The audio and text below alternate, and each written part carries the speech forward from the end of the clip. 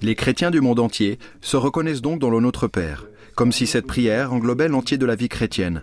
Louange à Dieu le Père, relation de filiation et d'intimité avec lui à la suite de Jésus, prière pour le pain quotidien, ou encore fraternité universelle. Immersion dans la liturgie de l'Église orthodoxe neuchâteloise, qui récite le Notre Père en plusieurs langues. Notre Père qui se dit Otce Nash en serbe, Tatel Nostru en roumain, Papito en espagnol, Dad en anglais, ou encore Apsamai Tenaber Abona en érythréen. Notre Père qui es aux cieux, que ton nom soit sanctifié, que ton règne vienne, que ta volonté soit faite sur la terre comme au ciel. Donne-nous aujourd'hui notre pain de ce jour.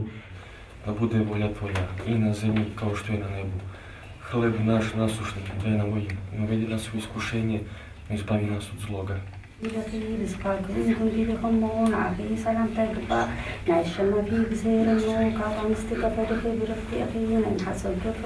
les orthodoxes, le Notre Père, c'est une prière à vivre, une prière qui nous aide à sortir de notre situation locale, spécifique, individuelle, et qui nous fait toucher à l'universalité du christianisme. C'est pourquoi nous la disons en plusieurs langues, français, érythréen, grec, latin, roumain et j'en passe.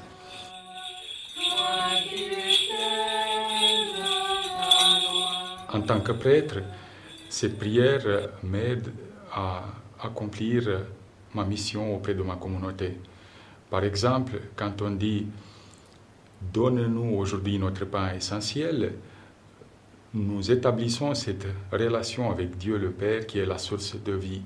Et lorsqu'on dit « Pardonne-nous nos offenses comme nous pardonnons à ceux qui nous ont offensés », nous établissons une relation humaine entre nous, les croyants, qui est garantie par Dieu. C'est donc la prière par excellence de tous les chrétiens et une prière qui est inépuisable. Il y a certains très grands spirituels orthodoxes qui ont médité sur la prière de le Notre Père. Et par exemple, le Père Sophrony, qui est un starets qui est mort il n'y a pas très longtemps, pensait qu'on n'avait pas de toute une vie pour suffisamment méditer le contenu du Notre Père. Et par exemple, quand il priait pendant toute la nuit, les mains élevées en l'air. Et quelle était sa prière? C'était le Notre Père. Et au fond, pendant la nuit, il priait le Notre Père. Peut-être qu'il prenait un peu de repos, mais après, il recommençait avec le Notre Père. Dans ces prières, il y a des moments que j'apprécie beaucoup. Au moment quand on lui demande pardon pour nos péchés, car sans rendre compte, on fait des péchés, on lui demande qu'il nous pardonne. Et au moment aussi qu'on lui demande qu'il nous donne notre part de séjour.